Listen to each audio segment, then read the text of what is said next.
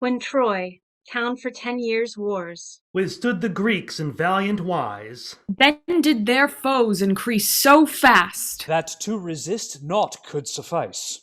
Waste lies those walls that was so good, and corn now grows where Troy town stood. Aeneas, wandering prince of Troy, when he for land long time had sought, at length arriving with great joy, the mighty Carthage walls was brought, where Dido queen with sumptuous feast did entertain her wandering guest.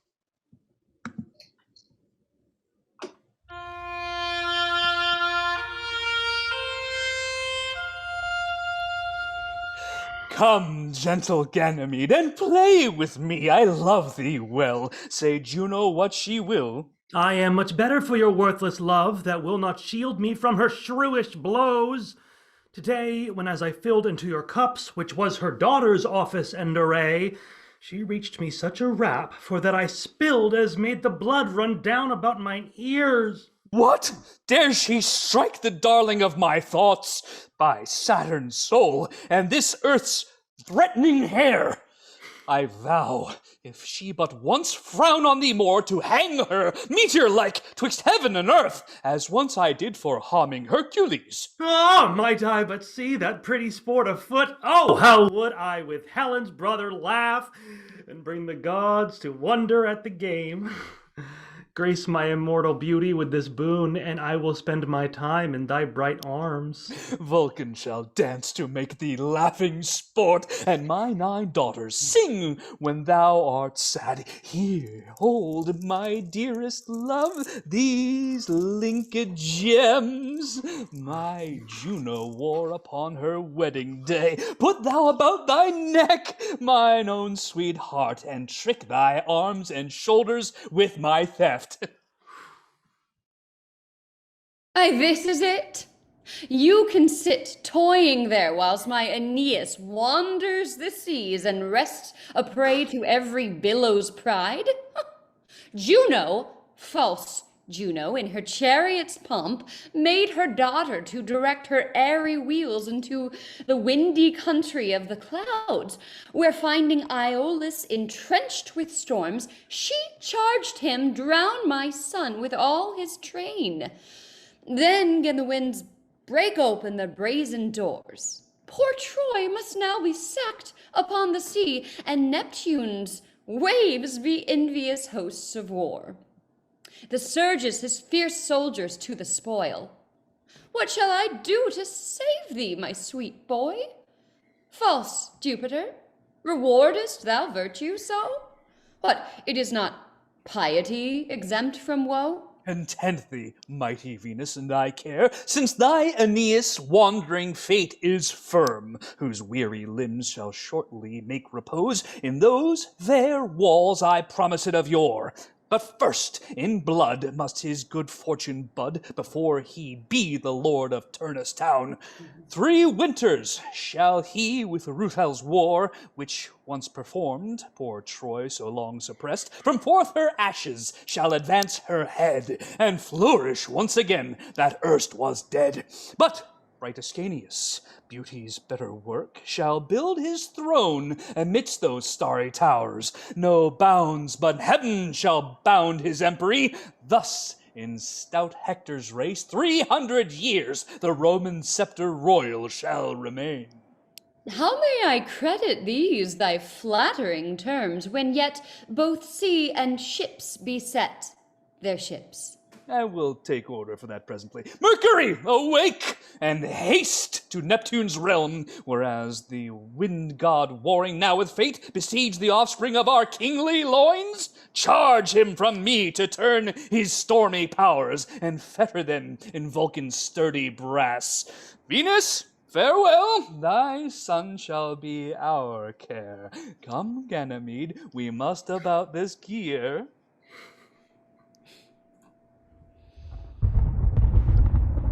Disquiet seas, lay down your swelling looks, and court Aeneas with your calmy cheer, whose beauteous burden might well make you proud. For my sake, pity him, Oceanus, that erstwhile issued from thy watery loins, and had my being from thy bubbling froth. Triton, I know, hath filled his trump with Troy, and therefore wilt take pity on his toil. What? Do I see my son come on shore now? Venus, how art thou compassed with content, the while thine eyes attract their sought-for joys. Great Jupiter, still honored mayest thou be for this friendly aid in a time of need. Here in this bush, disguised, I will stand. You sons of care, companions of my course, Priam's misfortune follows us by sea, and Helen's capture doth haunt ye at the heels. How many dangers have we o'erpassed?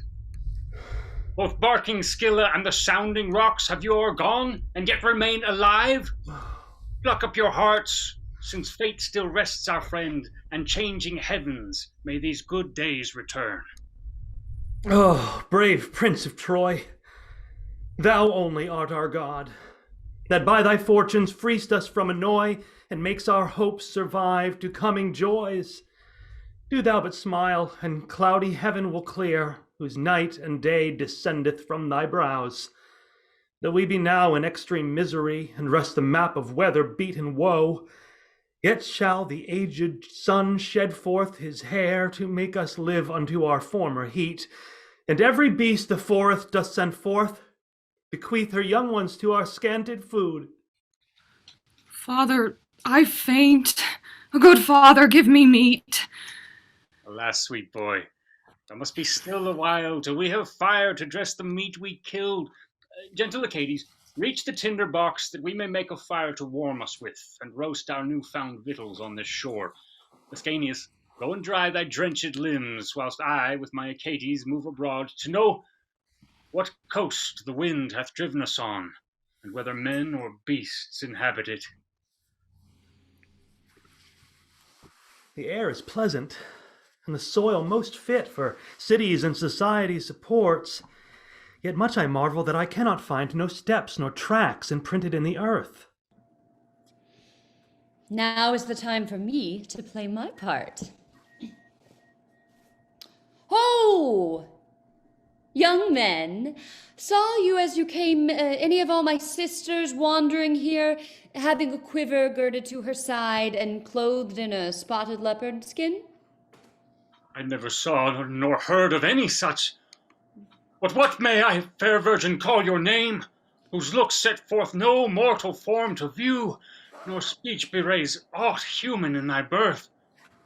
Thou art a goddess that deludes our eyes, and shrouds thy beauty in this borrowed shape. Live happy in the height of all content, and lighten our extremes with this one boon, as to instruct us under what good heaven we breathe as now, and what this world is called on which by tempest's fury we are cast. Such honor, stranger, do I not affect? It is the use for Tyrian maids to wear their bow and quiver in this modest sort, that they may trip more lightly o'er the lands, and overtake the tusked boar in chase. But for the land whereof thou dost inquire, it is that Punic kingdom, rich and strong, adjoining on Agenor's stately town, the kingly seat of southern Libya, whereas Sidonian Dido rules as queen. But what are you that ask of me these things? Hence, where may you come, and whither will you go? Of Troy I am. Aeneas is my name, who, driven by war from forth my native world, put sails to sea to seek out Italy.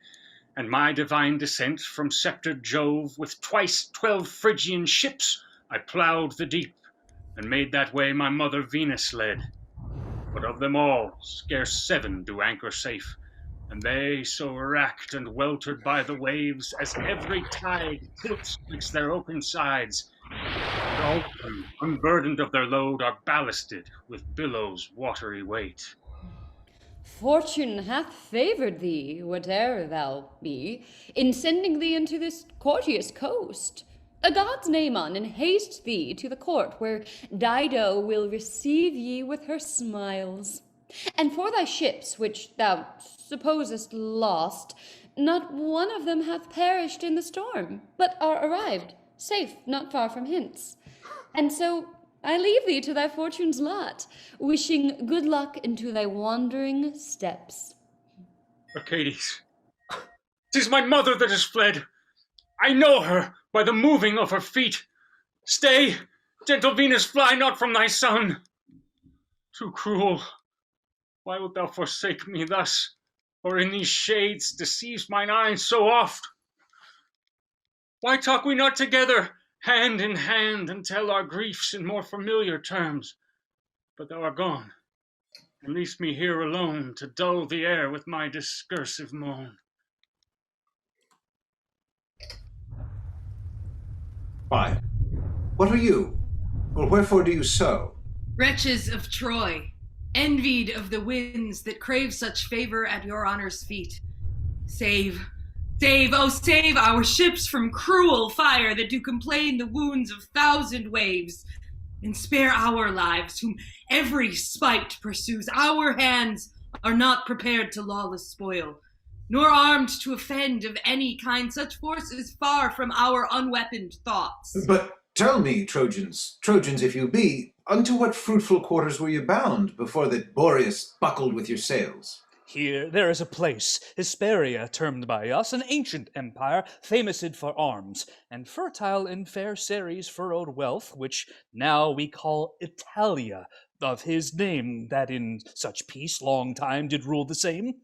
Thither made we, when suddenly gloomy Orion rose, and led our ships into the shallow sands, whereas the southern wind with brackish breath dispersed them all amongst the wrackful rocks. From thence a few of us escaped to land, and the rest we fear are folded in the floods. Brave men at arms, abandon fruitless fears, since Carthage knows to entertain distress. Your men and you shall banquet in our court, and every Trojan be as welcome here as Jupiter to silly Bacchus' house. Come in with me, I'll bring you to my queen, who shall confirm my words with further deeds. Thanks, gentle lord, for such unlooked-for grace. Might we but once more see Aeneas' face, then would we hope to quite such friendly turns as shall surpass the wonder of our speech. Where are we now? These should be Carthage walls. Why stands my sweet Aeneas thus amazed? O my Arcades, Theban Niobe, who for her son's death wept out life and breath, and dry with grief was turned into a stone, had not such passion in her head as I. Methinks that town there should be Troy, yon Ida's hill, there Xanthus' stream, because here's Priam's. And when I know it is not, then I die. And in this humour is Arcades too. I cannot choose but fall upon my knees. Oh, yet this stone doth make Aeneas weep, and would my prayers, as Pygmalion's did, could give me life, that under his conduct we might sail back to Troy and be revenged. Arcades, see, King Priam wags his hand. He is alive! Troy is not overcome! Thy mind, Aeneas, that would have it so, deludes thy eyesight. Priamus is dead. Ah, Troy is sacked, and Priamus is dead. And why should poor Aeneas be alive? Sweet father, leave to weep. This is not he. For were it Priam, he would smile on me. Aeneas, see, here come the citizens. Leave to lament, lest they laugh at our fears. Lords of this town, or whatsoever style belongs unto your name, vouchsafe for pity to tell us who inhabits this fair town, what kind of people, and who governs them. For we are strangers driven on this shore, and scarcely know within what clime we are. I hear Aeneas' voice, but see him not, for none of these can be our general. Like Ilionis speaks this noble man. You are Arcades, or I am deceived. Aeneas, see, Sergestus or his ghost. He names Aeneas. It is our captain. See, Ascanius. Long live Aeneas and Ascanius! Oh, Ilionis, art thou yet alive? Blessed be the time I see Achates' face. Sir Justice, Ilionis, your sight amazed me. Oh, what destinies have brought my sweet companions in such plight? Oh, tell me, for I long to be resolved. Lovely Aeneas, these are Carthage walls, and here Queen Dido wears the imperial crown, who, for Troy's sake, hath entertained us all. Oft hath she asked us under whom we served, and when we told her, she would weep for grief, thinking the sea had swallowed up thy ships.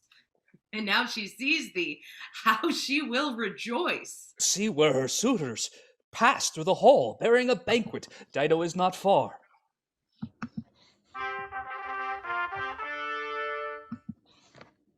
Look where she comes, Aeneas. View her well. Well may I view her, but she sees not me. What stranger art thou, dost eye me thus? Sometime I was a Trojan, mighty queen, but Troy is not. What shall I say I am? Renowned Dido, 'tis our general, warlike Aeneas. Warlike Aeneas, and in these base robes, go fetch the garment which Sycius wore. Brave prince, welcome to Carthage and to me, both happy that Aeneas is our guest. Sit in this chair and banquet with the queen. This is no seat for one that's comfortless. May it please your grace to let Aeneas wait. For though my birth be great, my fortune's mean, too mean to be companion to a queen. Thy fortune may be greater than thy birth. Sit down, Aeneas. Sit in Dido's place. And if this be thy son, as I suppose, here let him sit. Be merry, lovely youth. This place beseems me not. Pardon me. I'll have it so. Aeneas, be content. Madam, you shall be my mother. And so I will, sweet wag. Be merry, man. Here's to thy better fortune and good stars. In all humility, I thank your grace.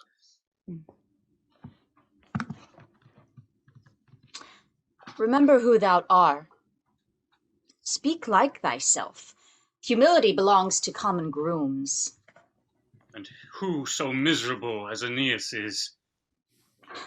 Lies it in Dido's hand to make thee blessed, then be assured thou art not miserable. May I entreat thee to discourse at large, and to truly, too, how Troy was overcome.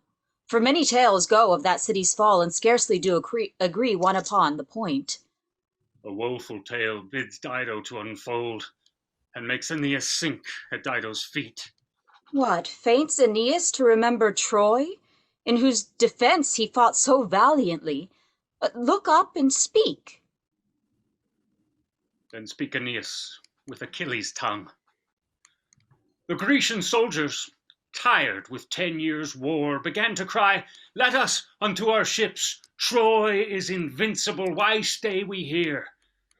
With whose outcries Atrides, being appalled, summoned the captains to his princely tent, who, looking on the scars we Trojans gave, and the remainder, weak and out of heart, gave up their voices to dislodge the camp, and so, in troops, all marched to Tenedos, where, when they came, Ulysses, on the sand, essayed with honey words to turn them back.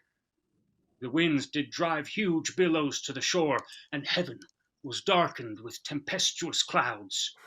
Then he alleged the gods would have them stay, and prophesied Troy should be o'ercome. And therewithal he called false Sinon forth, a man compact of craft and perjury, whose ticing tongue was made of Mercury's pipe to force 100 watchful eyes to sleep. And him, Epeius having made the horse, with sacrificing wreaths upon his head, Ulysses sent into our unhappy town, his hands bound at his back, and both his eyes turned up to heaven, as one resolved to die. Our Phrygian shepherds haled him within the gates, and brought him to the court of Priamus, to whom he used action so pitiful, looks so remorseful, thou so forcible, as therewithal the old man, o'ercome, kissed him, embraced him, and unloosed his bands, and then, oh, Dido, pardon me. Nay, leave not here, resolve me of the rest. Oh, the enchanting words of that base knave made him to think a pious pine tree horse a sacrifice to appease Minerva's wrath, whereat aghast we were commanded straight with reverence to draw it into Troy, in which unhappy task was I employed. These hands did help to hale it to the gates. We banqueted, till, o'ercome with wine, some surfeited, and others soundly slept, which Sinon, viewing, caused the Greekish spies to haste to Tenedos and tell the camp.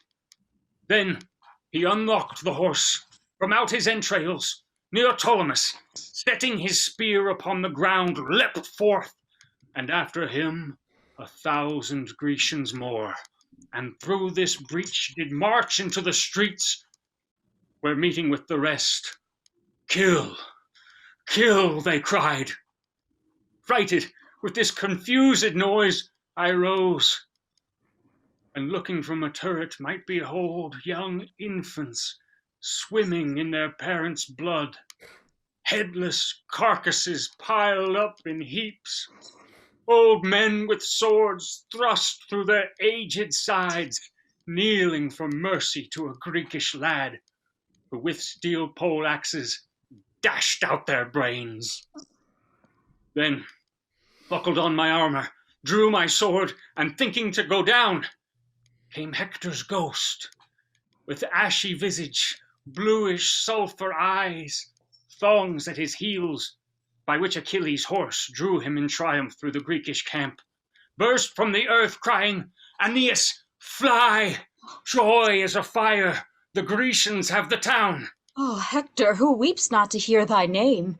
Yet flung I forth, and desperate of my life, ran in the thickest throngs, and with this sword sent many of their cruel ghosts to hell.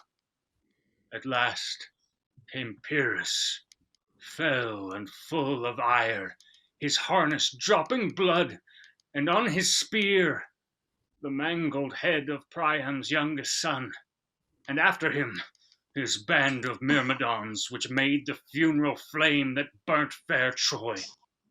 He then ran to the palace of the king, and at Jove's altar, finding Priamus, about whose withered neck hung Hecuba, he with his falchion's point raised up at once, and then the aged king thus trembling spoke, "Achilles' son, remember what I was. Oh, let me live, great Neoptolemus." Not moved at all, but smiling at his tears, this butcher, whilst his hands were yet held up, treading upon his breast, struck off his hands. Oh, end, Aeneas, I can hear no more. Whereat he lifted up his bedrid limbs, forgetting both his want of strength and hands, which he disdaining, whisked his sword about, and with the wind thereof the king fell down. Then from the navel to the throat at once he ripped old Priam, at whose latter gasp Jove's marble statue gan to bend the brow, as loathing Pyrrhus for this wicked act. And yet he, undaunted, took his father's flag and dipped it in the old king's chill, cold blood, and then in triumph ran into the streets. So leaning on his sword, he stood stone still, viewing the fire wherewith rich Ilion burnt. By this, I got my father on my back, this young boy in my arms, and by the hand led fair Creusa, my beloved wife, when thou, Bacchides, with thy sword made sway, and we were round environed with the Greeks.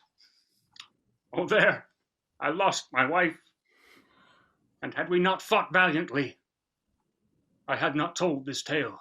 Oh, what became of aged Hecuba? How escaped Helen, she that caused this war? Lady, speak. Sorrow hath tired me quite. What happened to the queen we cannot show. We hear they led her captive into Greece, and Helena betrayed Deiphobus, her lover, after Alexander died, and so was reconciled to Menelaus. Trojan, thy rueful tale hath made me sad. Come, let us think upon some pleasing sport, to rid me from these melancholy thoughts.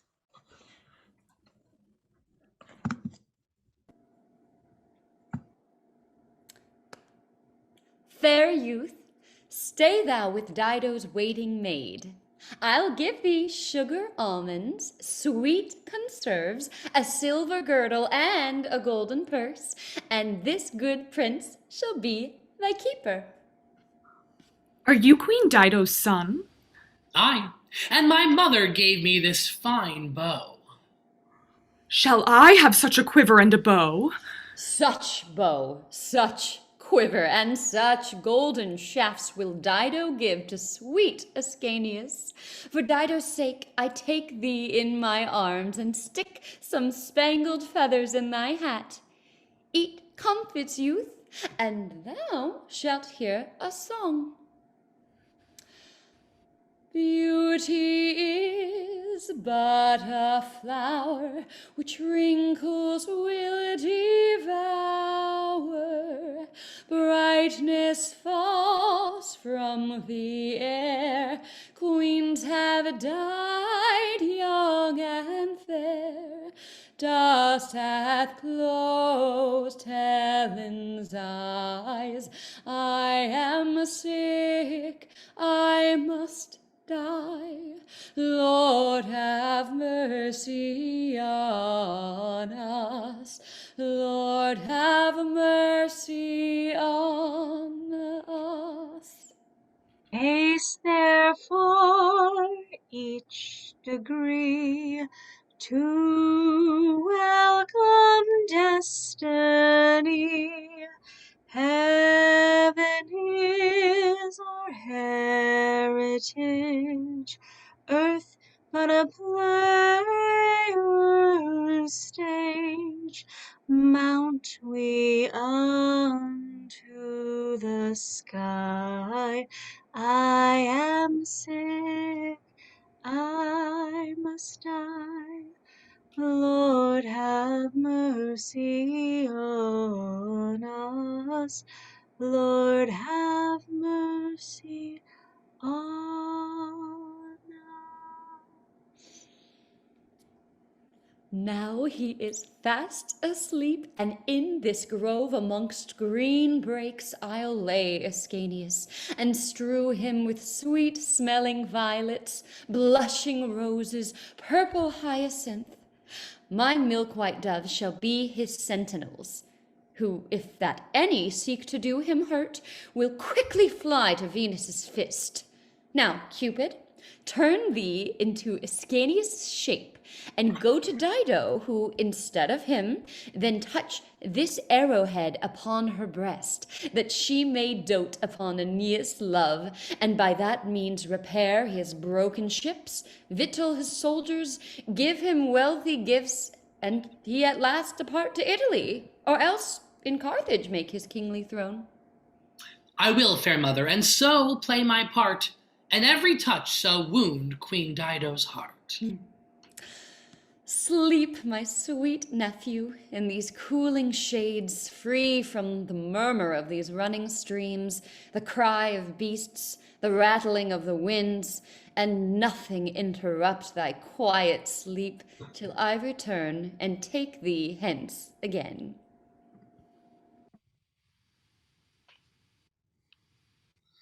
Now, Cupid caused the Carthaginian queen to be enamored of thy brother's looks. Convey this golden arrow in thy sleeve, lest she imagine thou art Venus' son, and when she strokes thee softly on the head, then I shall touch her breast and conquer her.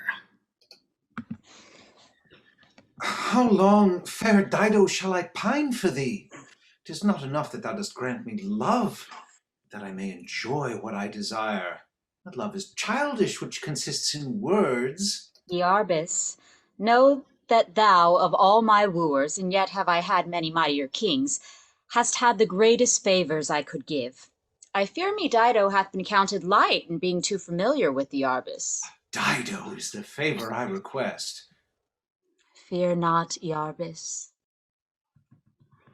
Oh, look, Sister Aeneas' young son plays with your garments and embraceth you. No, Dido will not take me in her arms. I shall not be her son. She loves me not. Oh, weep not, sweet boy. Thou shalt be Dido's son. Let me hear thee sing.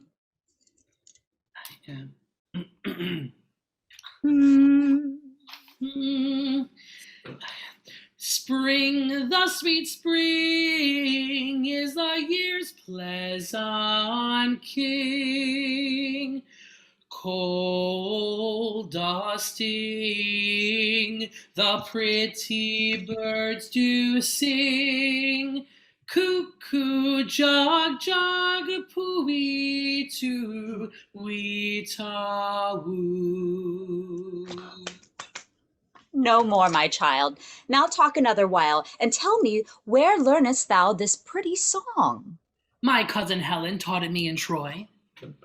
How lovely is Ascanius when he smiles. What will you give me now? I'll have that fan. Well, take it, Ascanius, for thy father's sake. Come, Dido, leave Ascanius. Let us walk. Go thou away. Ascanius shall stay. Ungentle queen, is this thy love to me? Oh, stay, Iarbis, and I'll go with thee. And if my mother go, I'll follow her. Why stayest thou here? Thou art no love of mine. Iarbis dies, seeing she abandons thee. No, live, Iarbis. What hast thou deserved that I should say thou art no love of mine, something thou hast deserved? Away, I say! Depart from Carthage, come not in my sight. Am I not king of rich Getulia? Iarbis, pardon me, and stay a while. Mother, look, here. Why tellest thou me of rich Getulia? Am not I queen of Libya? Then depart. I go to feed the humour of my love. Not from Carthage for 1,000 worlds. Iarbis? Doth Dido call me back?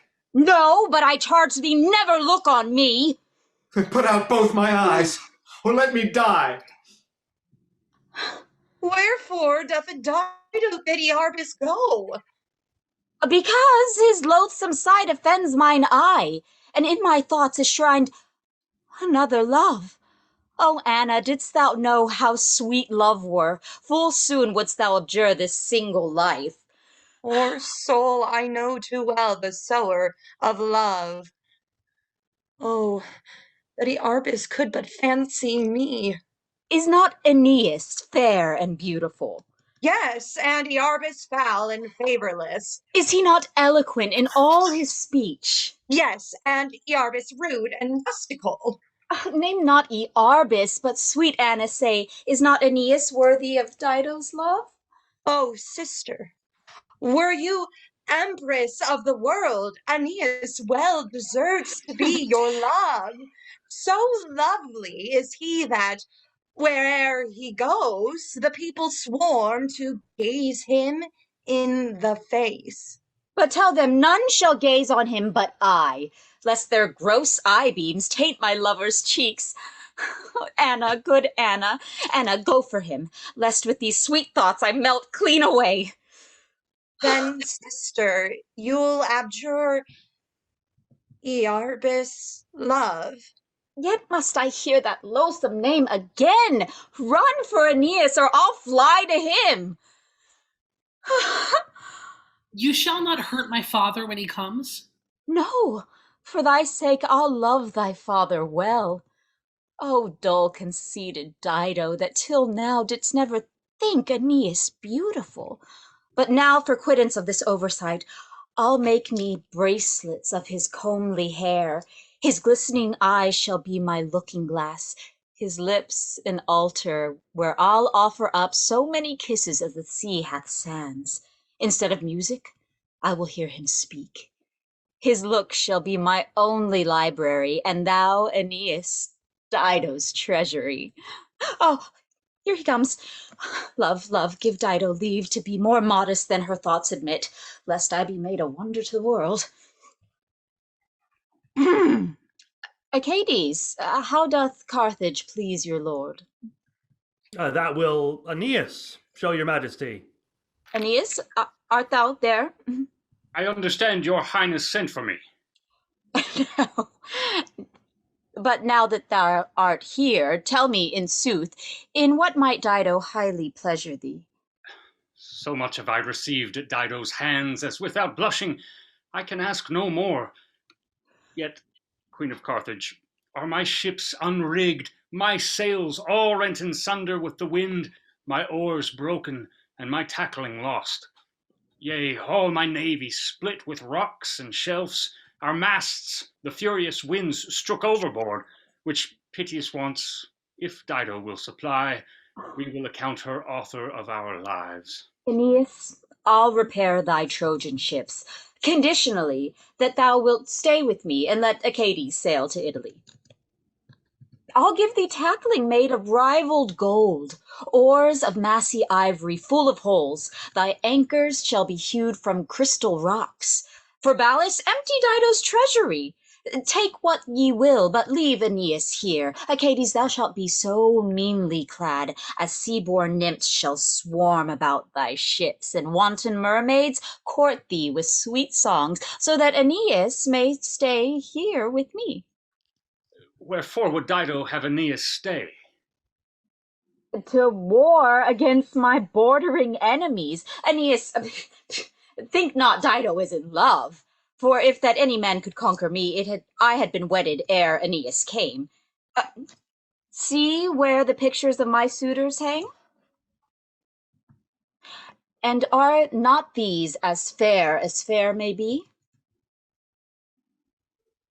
I saw this man at Troy ere Troy was sacked. This man and I were at Olympic Games. I know this face. He is a Persian born. I traveled with him to Aetolia. But speak, Aeneas. Know you none of these? No, madam, but it seems that these are kings. All these and others which I never saw have been most urgent suitors for my love, yet none obtain me. I am free from all. This was an orator, and thought by words to compass me, but yet he was deceived. And this, a Spartan courtier, vain and wild, but his fantastic humors pleased me not. This was the wealthy king of Thessaly, but I had gold enough and cast him off. The rest are such as all the world well knows, yet how I swear by heaven and him I love, I was as far from love as they from hate. Oh, happy shall he be whom Dido loves. Then never say thou art miserable, because it may be thou shalt be my love. Yet boast not of it, for I love thee not, and yet I hate thee not. Oh, if I speak, I shall betray myself. Aeneas, speak. We two will go a-hunting in the woods, but not so much for thee, thou art but one, as for Achates and for the rest of the followers.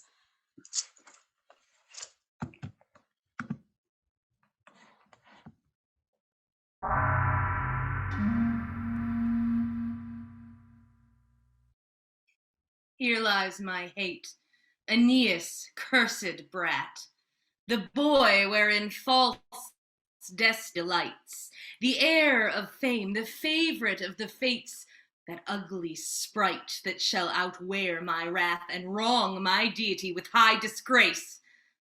But I will take another order now, and raise the eternal register of time. Troy shall no more call him her second hope, nor Venus triumph in his tender youth.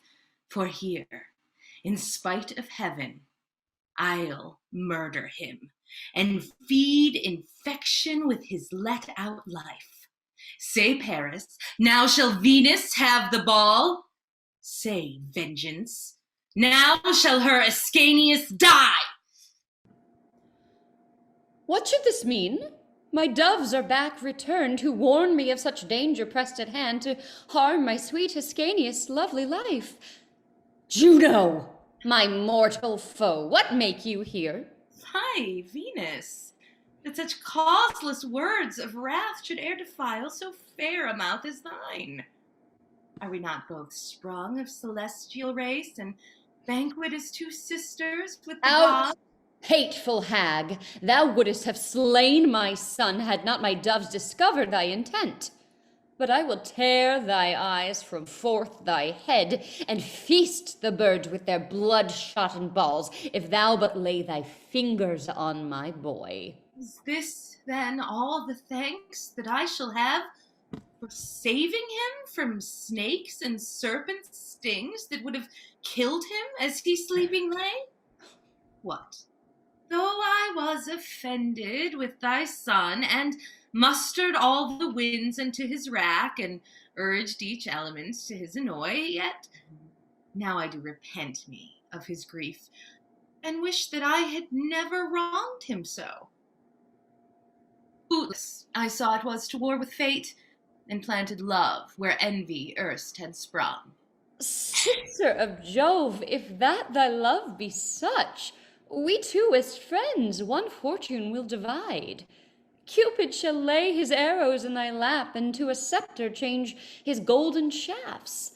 Love my Aeneas, and desire is thine. The day, the night, my swans, my sweets are thine. More than melodious are these words to me, that overcloy my soul with their content. Venus, sweet Venus, how may I deserve such amorous favors at thy beauteous hand? But that thou mayest more easily perceive how highly I do prize this amity, hark to a motion of eternal league, which I will make in quittance of thy love. Thy son, thou knowest, with Dido now remains, and feeds his eyes with favors of her court. She likewise, in admiring, spends her time, and cannot talk nor think of aught but him. Why should not they then join in marriage, and bring forth mighty kings to Carthage town, whom casualty of sea hath made such friends? And Venus, let there be a match confirmed betwixt these two, whose loves are so alike, and both our deities, conjoined in one, shall chain felicity unto their throne.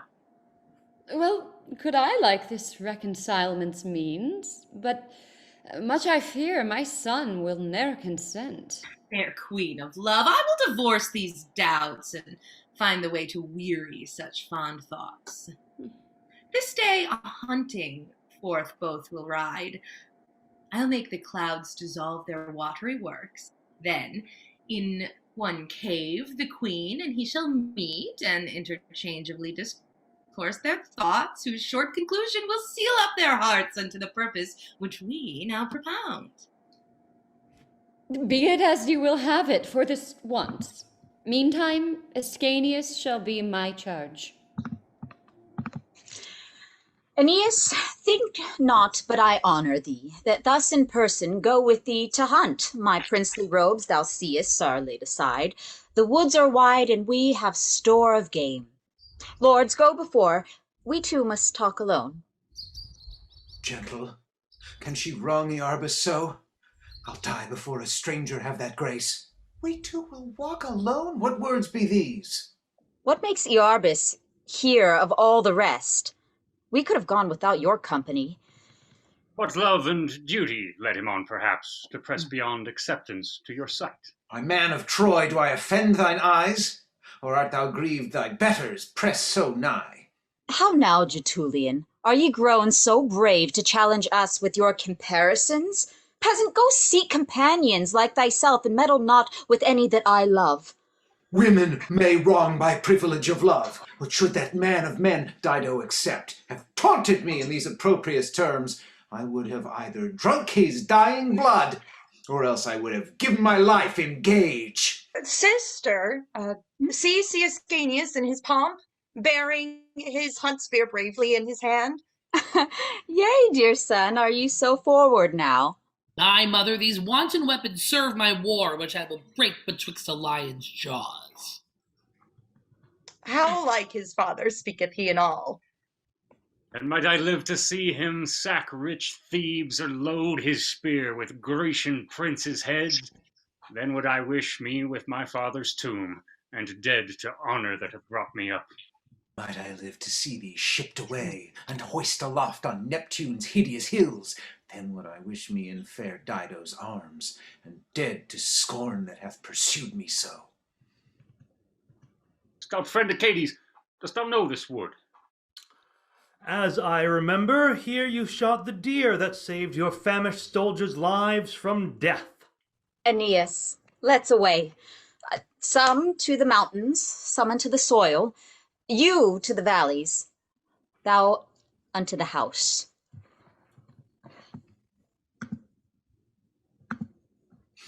Aye, this it is which wounds me to the death, to see a Phrygian forfeit on the sea preferred before a man of majesty. O love, O hate, O cruel women's hearts, that imitate the moon in every change, and like the planets ever love to range. What shall I do, thus wronged with disdain? Revenge me on Aeneas, or on her? On her, fond man, that were to war against heaven, and with one shaft provoke 10,000 darts.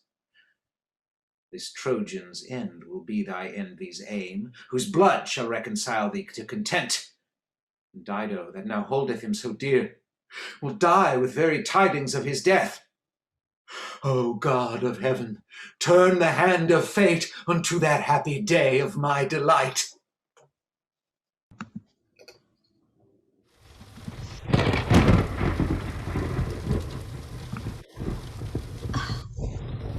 Aeneas? Dido, Tell me, dear love, how found you out this cave? by chance, sweet queen, as Mars and Venus met. Why, that was in a net, where we are loose, and yet I am not free. Oh, would I were. Why, what is it that Dido may desire and not obtain, be it in human power? The thing that I will die before I ask, and yet desire to have before I die. Aeneas. It is not aught Aeneas may achieve. Prometheus hath put on Cupid's shape, and I must perish in his burning arms. Aeneas, oh, Aeneas, quench these flames. What ails my queen? Is she fallen sick of late? Not sick, my love, but sick. I must conceal the torment that it boots me not reveal, and yet I'll speak, and yet I'll hold my peace. Do shame her worse, I will disclose my grief. What means fair Dido by this doubtful speech? Nay, nothing, but Aeneas loves me not. Aeneas' thoughts dare not ascend so high as Dido's heart, which monarchs might not scale. It was because I saw no king like thee, whose golden crown might balance my content. But now that I have found what to effect, I follow one that loveth fame for me, and rather had seemed fair to Siren's eyes than to the Carthage queen that dies for him. If that your majesty can look so low as my despised warts that shun all praise, with this my hand I give to you my heart, and vow by all the gods of hospitality, and by this sword that saved me from the Greeks, never to leave these now appeared walls, whilst Dido lives and rules in Juno's town, never to like or love any but her. Stout love, in mine arms make thy Italy, whose crown and kingdom rests at thy command. Sycius, not Aeneas, be thou called. The king of Carthage, not Anchises' son. Hold, take these jewels at thy lover's hand, and these golden bracelets, and this wedding ring. and be thou king of Libya by my gift.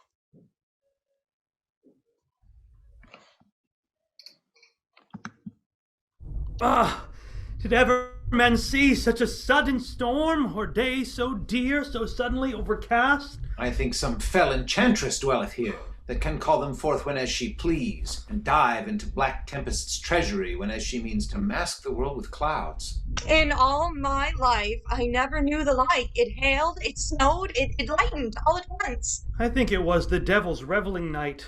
There was such hurly-burly in the heavens. In all this coil, where have you left the queen? But nay, where is my warlike father? Can you tell? Oh, behold where both of them come forth from the cave. Come forth the cave! Can heaven endure this sight? Nature, why madest me not some poisonous beast, that with the sharpness of my edged sting I might have staked them both unto the earth? The air is dear, and southern winds are whist. Come, Dido, let us hasten to the town, since gloomy Aeolus doth cease to frown. Achates and Aeneas, well met. Fair Anna, how escaped you from the shower? As others did, by running to the wood. But where were you, Iarbas, all this while? Not with Aeneas in the ugly cave. I see Aeneas sticketh in your mind, but I will soon put by that stumbling block and quell those hopes that thus employ your cares.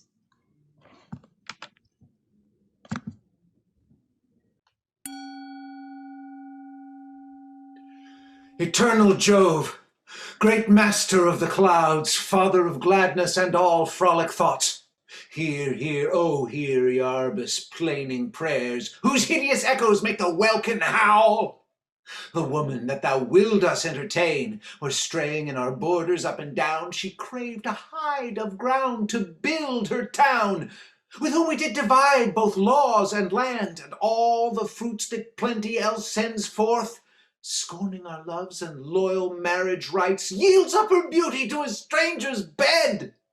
Now if thou beest a pitying God of power, on whom mercy and compassion ever waits, redress these wrongs, and warm him to his ships that now afflicts me with his flattering eyes. How now, Iarbas? Are your prayers so hard? Aye, Anna, is there aught you would with me? Nay, no such weighty business of import, but may be slacked until another time. Yet, if you would partake with me the cause of this devotion that detaineth you, I would be thankful for such a courtesy. Anna, against this Trojan I do pray, who seeks to rob me of thy sister's love, and dive into her heart by subtle looks. Oh, alas, poor king, that labours so in vain, for her that so delighteth in thy pain.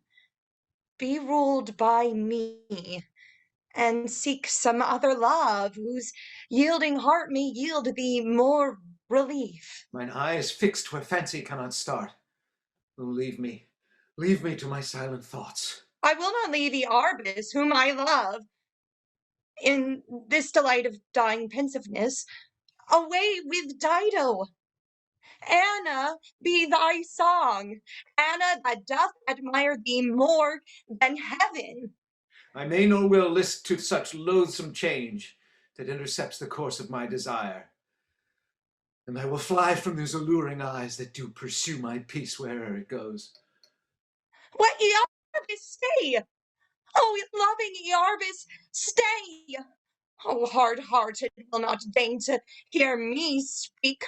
Oh, I'll follow thee with outcries, ne'ertheless.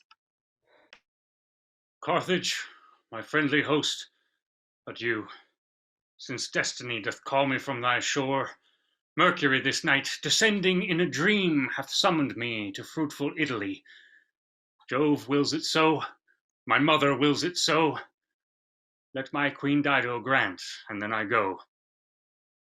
Grant me or no, Aeneas must away, whose golden fortunes, clogged with courtly ease, cannot ascend to fame's immortal house till he hath furrowed Neptune's glassy fields and cut passage through his topless tills. Achates, come forth! Sergestus, Ilionis, for we must haste away. Aeneas calls. What wills our lord, or wherefore did he call?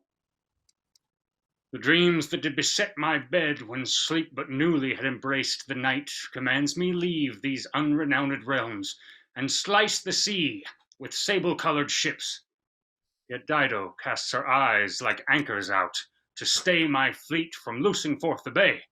Come back, I hear her cry afar, and let me link thy body to my lips, that tied together by the striving tongues we may as one sail into Italy.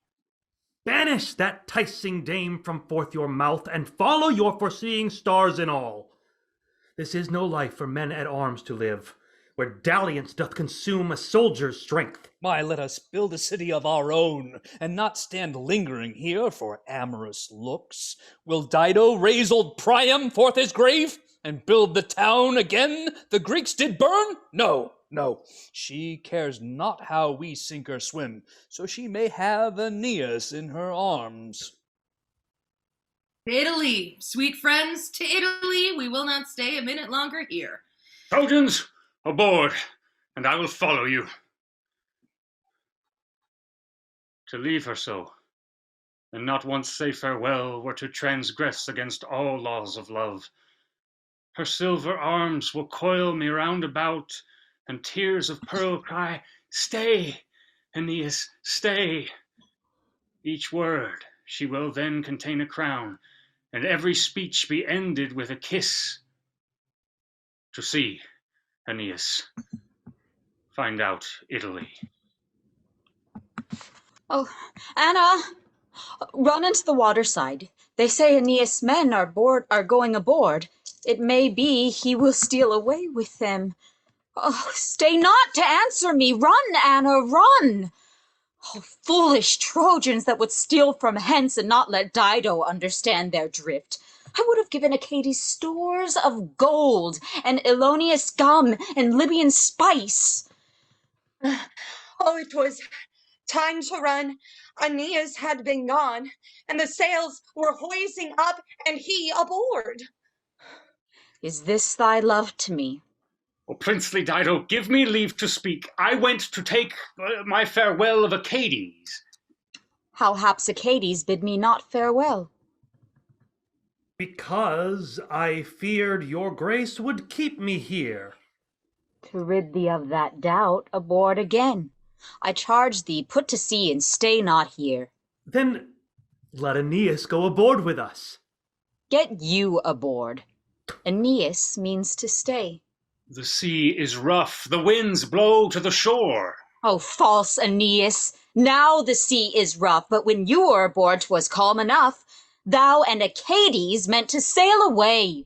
Hath not the Carthage queen mine only son? Thinks Dido I will go and leave him here? Aeneas, pardon me, for I forgot. Love made me jealous, but to make amends, wear the imperial crown of Libya. Sway thou the Punic scepter in my stead. Oh, how a crown becomes Aeneas' head. Stay here, Aeneas, and command as king. How vain am I to wear this diadem and bear this golden scepter in my head, a burgonet of steel and not a crown, a sword and not a scepter fits Aeneas. Oh, but keep them still and let me gaze my fill. Now looks Aeneas like immortal Jove. Oh, where is Mercury to fly for what he calls? O Dido, patroness of all our lives, when I leave thee, death be my punishment. Swell raging seas, frown wayward destinies, blow winds, threaten ye rocks and sandy shelves. This is the harbor that Aeneas seeks. Not all the world can take thee from mine arms. Fair sister Anna, lead my lover forth, and seated on my genet, let him ride as Dido's husband through the Punic streets. What if the citizens repine thereat? Those that dislike what Dido gives in charge, command my guard to slay for their offense. Shall vulgar peasants storm at what I do? The ground is mine that gives them sustenance. The air wherein they breathe, the water, fire, all that they have, their lands, their goods, their lives. Aeneas, for his parentage, deserves as large a kingdom as is Libya. Aye, and unless the destinies be false, I shall be planted in as rich a land. Speak of no other land. This land is thine. Dido is thine. Henceforth I call thee Lord. Do as I bid thee, sister. Lead the way. Then here in me shall flourish Priam's race. And thou and I, Achates, for revenge, for Troy, for Priam, for his 50 sons, our kinsmen's lives, and 1,000 guiltless souls who led a host against the hateful Greeks. Speak not, Aeneas, like a conqueror. Oh, blessed tempest that did drive him in. Oh, happy sand that made him run aground. Aye, but it may be that he will leave my love and seek a foreign land called Italy. Oh, that I had a charm to keep the winds within the closure of a golden ball. Oh, that Tyrene's sea were in mine arms, that he might suffer shipwreck on my breast. As oft as he attempts to hoist up sail, I must prevent him. Wishing will not serve. Go, bid my nurse take the youth Ascanius, and bear him in the country to her house. Aeneas will not go without his son. Bring me his oars, his tackling, and his sail. What if I sink his ships? Oh, he'll frown. Armies of foes resolved to win this town, or impious traitors vowed to have my life. Affright me not, only Aeneas' frown. Aeneas' frown is that which terrifies poor Dido's heart.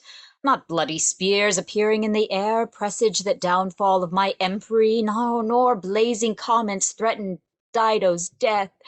It is Aeneas' frown that ends my days. If he forsake me not, I never die. For in his looks I see eternity, and he'll make me immortal with a kiss. Your nurse is gone with young Ascanius, and here's Aeneas tackling oar and sails. Oh. Are these the sails that, in despite of me, packed with the winds to bear Aeneas hence?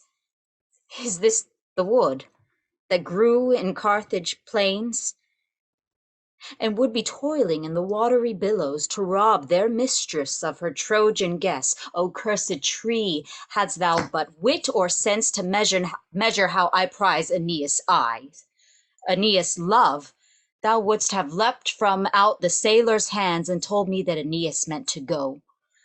Was it not you that hoist up these sails? For this will Dido tie ye full of knots and shear ye all asunder with her hands. Ye shall no more offend the Carthage queen. Now let him hang my favors on his masts, and see if those will serve instead of sails. Instead of oars, let him use his hands and swim to Italy. I'll keep these sure. Come, bear them in.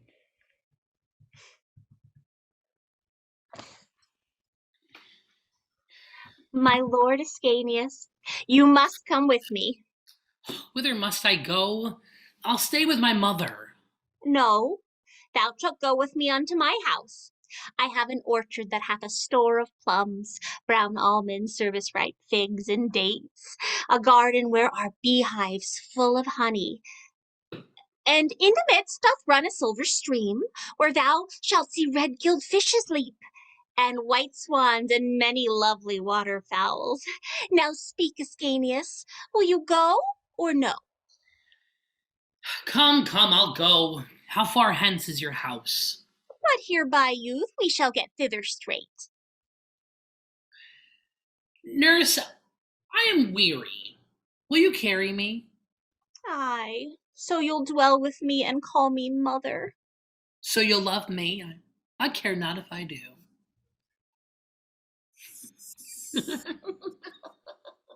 How prettily he laughs, go ye wag! Say Dido what she will, I am not old. I will no more be a widow, I am young. I'll have a husband. A husband and no teeth. Oh, what mean I to have such foolish thoughts? Foolish is love, a toy. Oh, sacred love. If there be any in heaven, in earth, it is love, especially in a woman of our years. Oh, blush, blush, for shame! Why shouldst thou think of love? My veins are withered and my sinews dry. Why do I think of love? Oh, I should die. Come, nurse. Well, if he come a-wooing, he shall speed. Oh, how unwise was I to say him nay. Triumph, my mates, our travels are at an end. Here will Aeneas build a statelier Troy than that which grim Atrides overthrew. What length or breadth shall this brave town contain? Not past 4,000 paces at the most. But what shall it be called? Troy, as before? That have I not determined with myself. Let it be termed Aeneas, by your name. Rather Ascania, by your son. Aeneas, stay. Jove's herald bids thee stay. Whom do I see? Jove's winged messenger. Welcome to Carthage, new erected town. Why, cousin, stand you building cities here and beautifying the empire of this queen, while Italy is clean out of thy mind? Too forgetful of thine own affairs. Why wilt thou so betray thy son's good hap? The King of gods sent me from highest heaven to sound this angry message in thine ears. Vain man, what monarchy expects thou here? Yet think upon Aeneas' prophecy. This young Julius, more than 1,000 years, whom I have brought from Ida where he slept, and wilt bear Cupid under cypress tree. This was my mother that beguiled the queen and made me take my brother from my son. No marvel, Dido, though thou be in love, that daily sheltered Cupid in thy arm. Welcome, sweet child. Where hast thou been this long? Eating sweet comfits with sweet Dido's maid, who ever since hath lulled me in her arms. Sir Justice, bear him hence unto our ships, lest Dido's spying keep him for a pledge. Spend'st thou thy time about this young prince, and gives not ear unto the charge I bring? I tell thee thou must straight to Italy, or else abide the wrath of frowning Jove.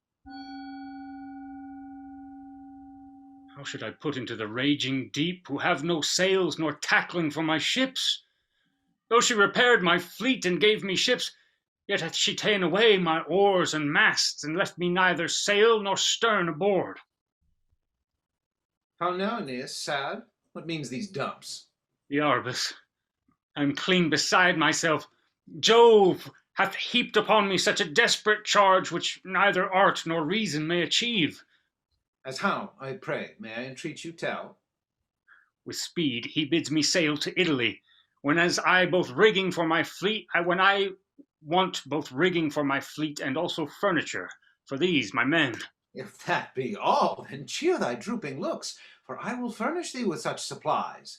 Let some of those thy followers go with me, and they shall have what things soe'er thou needst. Thanks, good Iarbas, for thy friendly aid. Achates and the rest shall wait on thee. Now will I haste unto Lavinian shore, and raise a new foundation to old Troy. Witness the gods, and witness heaven and earth, how loath I am to leave these Libyan bounds that eternal Jupiter commands. I fear I saw Aeneas' young son, led by Achates to the Trojan fleet. If it be so, his father means to fly. Aeneas, wherefore go thy men aboard? Why are thy ships newly rigged? I must from hence. This day swift Mercury, sent from his father Jove, appeared to me, and in his name rebuked me bitterly for lingering here, neglecting Italy. But yet Aeneas will not leave his love. I am commanded by immortal Jove to leave this town and pass to Italy. These words proceed not from Aeneas' heart. Not from my heart, for I can hardly go, and yet I may not stay. Dido, farewell. Farewell! Is this the mens for Dido's love? Do Trojans use to quit their lovers thus? I die if Aeneas say farewell. Then let me go and never say farewell. Let me go, farewell, I must from hence. These words are poison to poor Dido's soul. Oh, speak like Aeneas, like my love. Why lookest thou toward the sea? The time has been when Dido's beauty chained thine eyes to hers. Am I less fair than when thou sawest me first? Oh, then, Aeneas, 'tis for grief of thee. Aeneas, say, how canst thou take thy leave? Wilt thou kiss Dido? Oh, thy lips have sworn to stay with Dido. Canst thou take her hand? Thy hand and mine have plighted mutual faith. Therefore, unkind Aeneas, must thou say, then let me go, and never say farewell. O Queen of Carthage, I must not gainsay the gods' behest. The gods? What gods be those that seek my death? Wherein have I offended Jupiter, that he should take Aeneas from mine arms? Oh, no, the gods weigh not what lovers do. It is Aeneas calls Aeneas hence. Hast thou forgot how many neighbor kings were in arms for making thee my love? How Carthage did rebel, Earbis storm, and all the world calls me a second Helen for being entangled by a stranger's looks. So thou wouldst prove as true as Paris did. Would as fair Troy was, Carthage might be sacked, repaired, not I, thy ships made thee a king, and all thy needy followers noblemen? Go, and spare not, seek out Italy. I hope that which love forbids me do, the rocks and seagulls will perform at large. Why starest thou in my face? If thou wilt stay, leap in mine arms. Mine arms are open wide. If not, turn from me, and I'll turn from thee. For though thou hast the heart to say farewell, I have not the power to stay thee.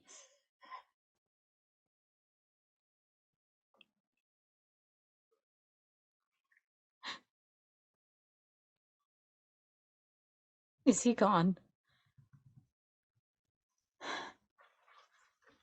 Aye. But he'll come back again. He cannot go. He loves me too well to serve me so. Ah, by this he has got to the water's side, and see the sailors take him by the hand. But he shrinks back now, remembering me. Return amain. Welcome, welcome, my love. But where's Aeneas? Aeneas! He's gone. He's gone! What means my sister thus to rave and cry? Oh, Anna, my Aeneas is aboard, and leaving me will sail to Italy. Once didst thou go, and he came back again. Now bring him back, and thou shalt be a queen, and I will live just a private life with him. Oh, wicked Aeneas! Request him gently, Anna, to return. I crave but this, that he stay a tide or two, that I may learn to bear it patiently. If he depart thus suddenly, I die. Run, Anna, run! Stay not to answer me. I go, fair sister, heavens grant good success.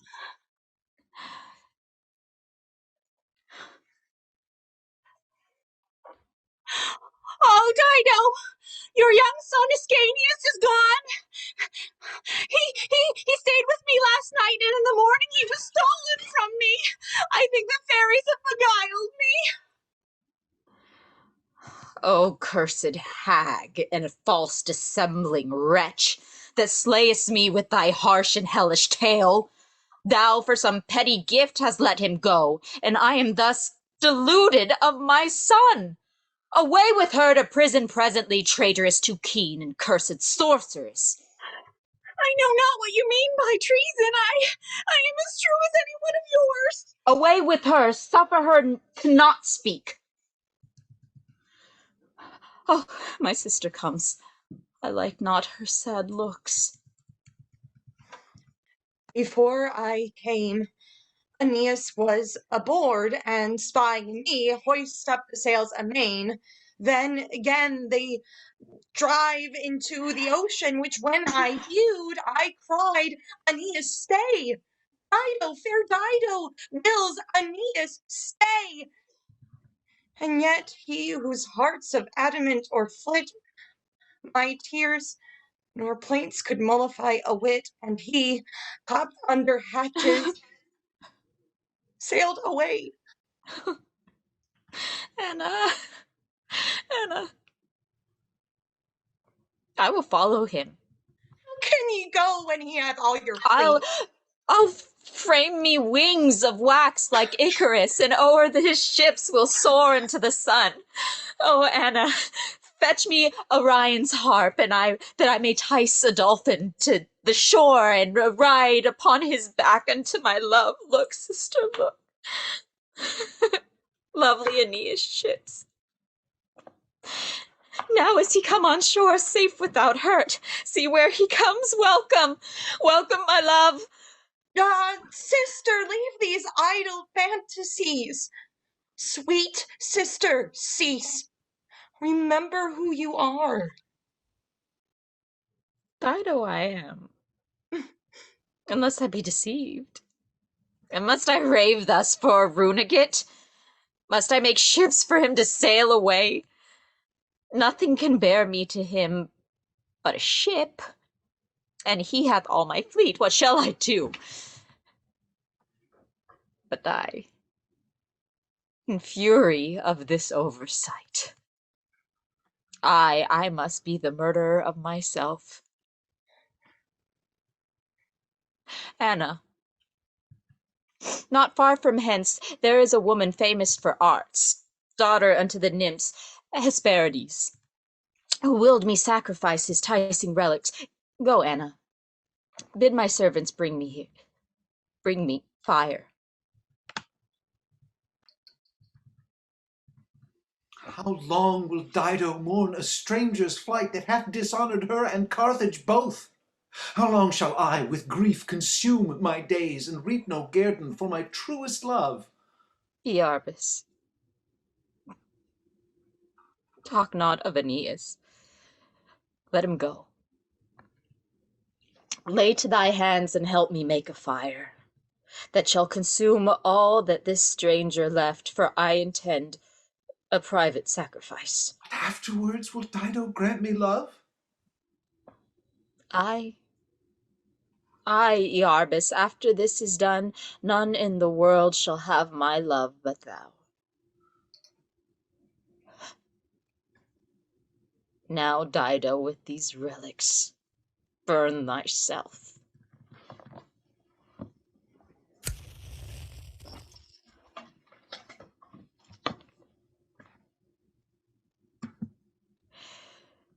And make Aeneas famous through the world for perjury and slaughter of a queen.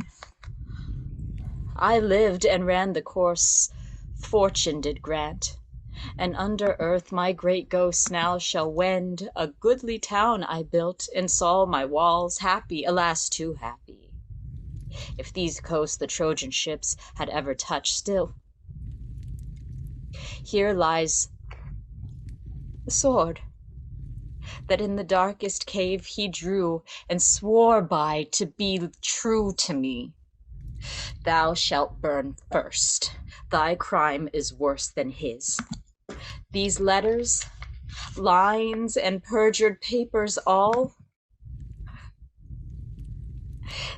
shall burn to cinders in this precious flame. And now, ye gods, that guide the starry frame, and order all things in your high dispose, grant, though the traitors land in Italy, they may be still tormented with unrest, and from mine ashes let a conqueror rise that may revenge this treason to a queen by ploughing up his countries with a sword betwixt this land and that be never league. Live, false Aeneas, truest Dido dies. Seek, Juvat, Aeri, Su, Umbras.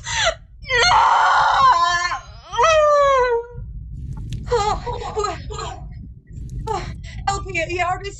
Dido in these flames hath burnt herself. Cursed Iarbas, die to expiate the grief that tires upon thine inward soul. Delay no time, thy glass is run. Thy day is past, thy death is come. Dido, I come to thee.